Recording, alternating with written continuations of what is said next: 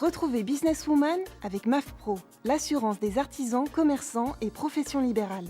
MAF Pro, la référence qualité pro. Efficace et pas cher.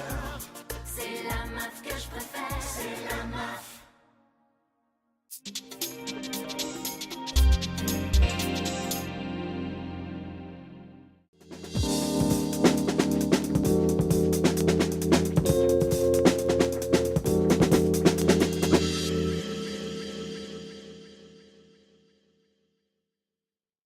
Bonjour, bienvenue sur le plateau de Businesswoman, le rendez-vous dédié à l'entrepreneuriat au féminin et plus concrètement aujourd'hui à la réussite au féminin.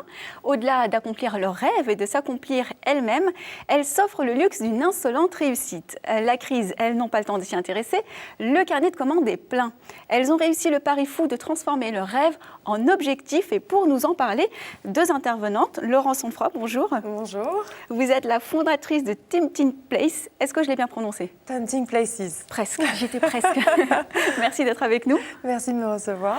Alors, deux mots sur votre activité, rapidement. Oui, alors Tempting Places est un label pour les hôtels de propriétaires, ce qu'on appelle aujourd'hui les boutiques hôtels, donc à travers le monde.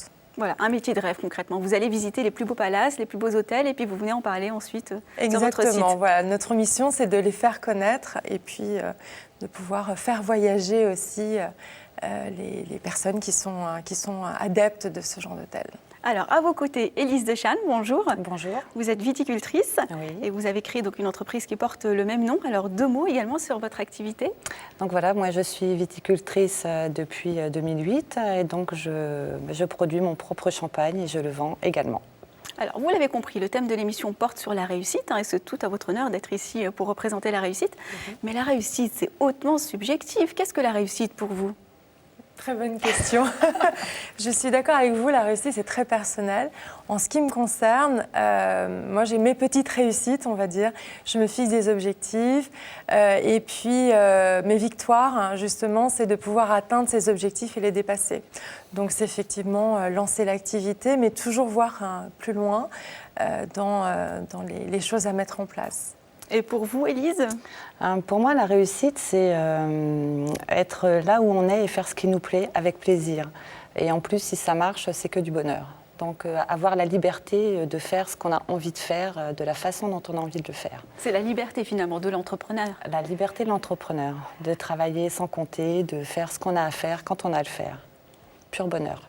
Alors, qui dit réussite dit aussi ambition. Souvent, d'une femme qui réussit, on dit qu'elle est carriériste, qu'elle a les dents qui rayent le parquet.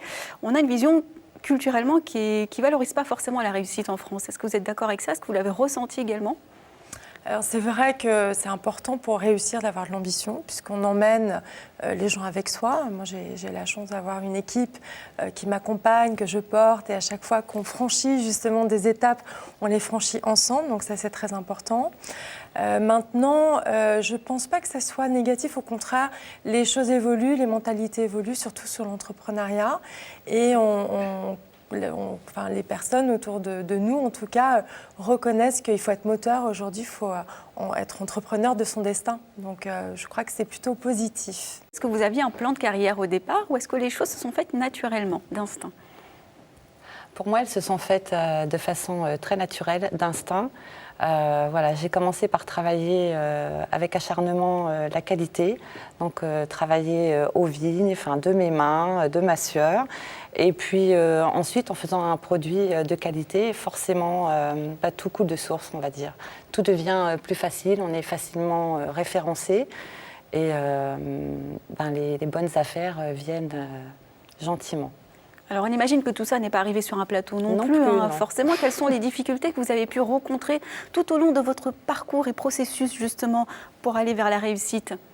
Je pense qu'en fait, le parcours, il se construit.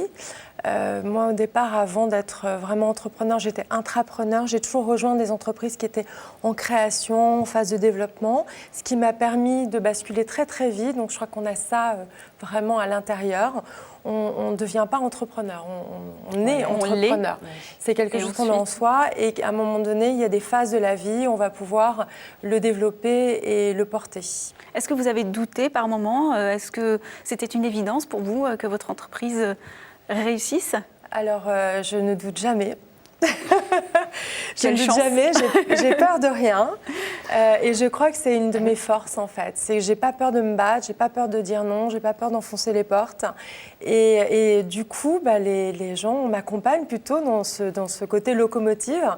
Et donc, non, j'ai peur de rien. Vous y croyez, les gens y croient par la force des choses. Exactement. Voilà, c'est comme ça que ça marche. Alors, Élise, vous confirmez, on est entrepreneur avant tout, on ne le devient pas. Quand vous avez succédé à votre famille, c'était une évidence pour vous de créer votre marque? Oui, tout à fait. Il n'était pas question que je me mette les pieds dans les mêmes sabots. J'avais envie de faire à ma façon, de développer une nouvelle gamme, de nouveaux champagnes. Mais du coup, je l'ai fait et très fière de l'avoir fait. Est-ce que la réussite, c'est aussi toujours synonyme de sacrifice en termes de vie personnelle? Je ne sais pas si vous êtes maman, en termes d'emploi du temps, de choses que vous avez sacrifiées pour cette réussite. Alors moi, après, je pense qu'Élise va répondre à un côté beaucoup plus dur et tranché que le mien, puisque je crois que tu es dans un environnement qui est particulier. Mais ça passe avec des sacrifices. Ça passe aussi avec l'acceptation, en tout cas au point de vue du cadre familial. C'est important pour pouvoir réussir, d'avoir sa famille qui soutient. Honnêtement, qui est impliqué, qui est prévenu. Voilà, qui vraiment joue le jeu. Et moi, je suis dans l'hôtellerie, donc je voyage. Et finalement, on n'a pas vraiment de vacances puisque tout le monde part. Et puis, on voit les hôtels ensemble, etc. Mais tout le monde adhère au projet, donc c'est ça aussi qui est formidable. Mais ce sont des sacrifices, ce sont des semaines en continu, 7 jours sur 7, 24-24. Vraiment, le rythme de travail est très important. Et il faut du soutien quand même ou de l'acceptation en tout cas, ou de la compréhension. Élise, pour vous, ça s'est passé différemment? Pour moi, ça s'est passé un peu différemment parce que comme j'ai choisi de travailler différemment de ce qui se faisait auparavant, donc à savoir, je ne mets pas d'herbicides, je fais très peu de traitements phyto. Je suis une femme, je suis installée depuis peu de temps, donc j'ai été un petit peu décriée et pour le coup, pas du tout soutenue par ma famille. Donc ça a été long et difficile. En même temps, je ne parlerai pas, moi, de sacrifice parce que je le voulais, je l'ai fait. Et du coup, tout va ensemble. J'ai des enfants, donc il faut les gérer aussi en même temps. Mais c'est que du bonheur, j'adore ce que je fais. Donc du coup, ça s'enclenche très très bien, malgré tout. Ouais. Définitivement, je crois qu'il y a une complémentarité entre le savoir-faire et le savoir-être, surtout quand on est entrepreneur. Est-ce qu'il y a des traits de votre personnalité qui ont été des moteurs ou au contraire des freins dans votre quotidien? Moi, j'ai basé quand même mon activité, puisqu'on est un label hôtelier, donc notre mission avant tout, c'est de faire connaître les hôtels, les aider dans leur développement. Donc en fait, la partie communication est très importante. Primordiale. C'est vrai qu'au travers de ma personnalité, j'incarne aussi beaucoup la marque, l'activité. Et les hôteliers aussi reconnaissent un peu, on va dire, les ingrédients de ma personnalité dans l'activité. Donc pour Tempting Places, c'est un point fort. Et pour Élise, est-ce que des traits de votre personnalité ont été des facteurs importants pour votre entreprise? Tout à fait. Je suis tenace. Je travaille... Ça aide quand on est entrepreneur. Tout à fait, on a plutôt intérêt. Et surtout, je n'ai écouté personne. Quand on me disait « tu n'y arriveras pas, tu ne seras pas assez solide », pas assez soutenu? Pas assez soutenu, mais du coup, c'est ce qui rend fort aussi. Donc merci à tous ces gens qui n'ont pas cru en moi. C'est difficile de trouver le juste équilibre entre justement ne pas écouter ces gens qui veulent vous freiner et en même temps savoir aussi écouter ceux qui vous veulent du bien et qui pourraient justement vous... Oui, c'est ce que disait Laurence tout à l'heure. On le porte en soi ou pas. J'ai toujours été convaincue que je réussirais et je ne vois vraiment pas pourquoi ça n'aurait pas été le cas ou ce ne serait pas le cas. Donc la crise, je m'en fiche. Et j'ajouterais même à ce que tu viens de dire, c'est que les personnes qui freinent, il faut savoir aussi plutôt les mettre de côté parce qu'elles ont tendance à ralentir et à vampiriser une partie de l'énergie et donc ça c'est très mauvais. Donc il faut aussi savoir sélectionner. Faire le tri. Le positif amène le positif, on attire autour de soi des gens positifs et c'est comme ça en fait que ça fonctionne, c'est très vertueux en fait. Ça rejoint ma prochaine question parce que justement j'imagine que vous avez des collaborateurs ou vous allez en embaucher. J'imagine que vous recherchez chez ces collaborateurs des aptitudes qui sont à la hauteur justement de vos ambitions, de vos aspirations et de ce que vous exigez. Quels sont les 3 critères sur lesquels vous recrutez ou vous basez vos recrutements essentiels pour vous? Alors, je commence. Vas-y. En ce qui me concerne, moi je regarde la diversité. Je trouve que c'est important en fait d'avoir dans une entreprise, dans une équipe, une certaine diversité de profils. Il faut recruter pas des personnes qui sont comme soi-même. Ça, c'est important pour pouvoir justement aller piocher des points de caractère. C'est courageux, parce qu'en général, on cherche des gens qui nous ressemblent. Oui, ça, c'est le défaut, en fait, quand on est entrepreneur. C'est qu'on a toujours envie de s'entourer de personnes qui nous ressemblent. Or, c'est pas possible, en fait. Et il faut aller justement aller piocher des complémentarités autour de soi. Et puis, évidemment, dans l'entrepreneuriat, il faut aussi avoir dans son entreprise des personnes qui ont envie de créer de la valeur avec vous, qui ont envie de construire avec vous. Et il est clair que moi, je ne peux pas avoir des profils issus de la Poste, par exemple. Ce n'est pas possible. Nous, on est tous les jours dans la création, le quotidien. Chaque semaine est différente. Chaque journée, il y a des nouvelles choses. Mais il faut des personnes aussi qui suivent derrière. Donc, voilà, c'est vraiment toute une philosophie. Élise, est-ce que vous avez aussi un avis aussi tranché sur... Pas du tout. Alors moi, j'ai fait donc ce qu'il ne faut pas faire, puisque j'ai pris quelqu'un qui vous ressemble. Qui me ressemble. C'est ça qu'on apprend. Au masculin, moi j'avais besoin d'un équipier. Enfin, j'avais besoin de quelqu'un pour diriger mes vignes, enfin pour être au contact tous les jours, parce que je n'ai pas le temps, je n'ai plus le temps. Et donc je voulais quelqu'un de passionné qui ait envie de travailler comme moi, de façon à ce qu'on puisse marcher main dans la main et s'appuyer l'un sur l'autre. Donc j'ai trouvé mon mouton à 5 pattes et j'en suis ravie.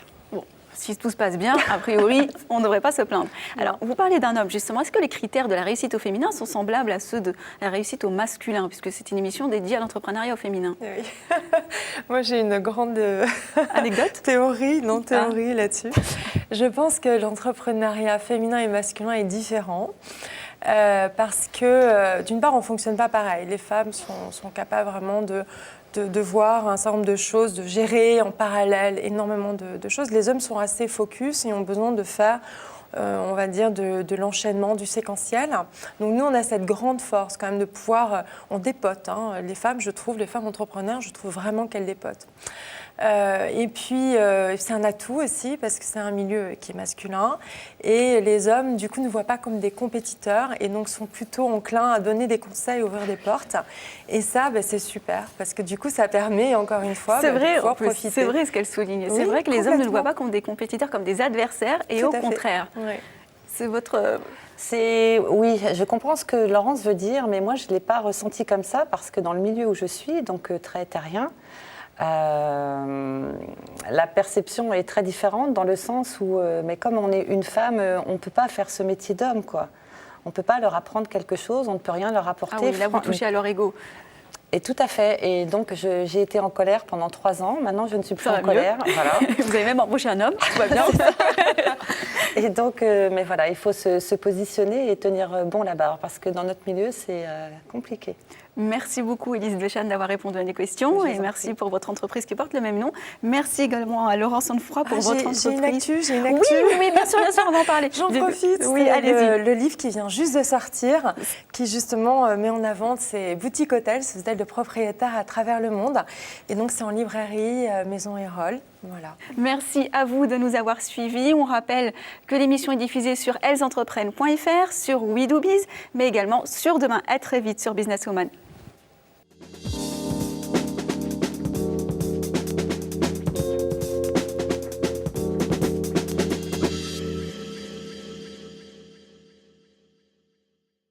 Businesswoman vous a été présenté par MAF Pro, l'assurance des professionnels depuis plus de 60 ans. MAF Pro, la référence qualité pro. Efficace et pas cher. C'est la MAF que je préfère.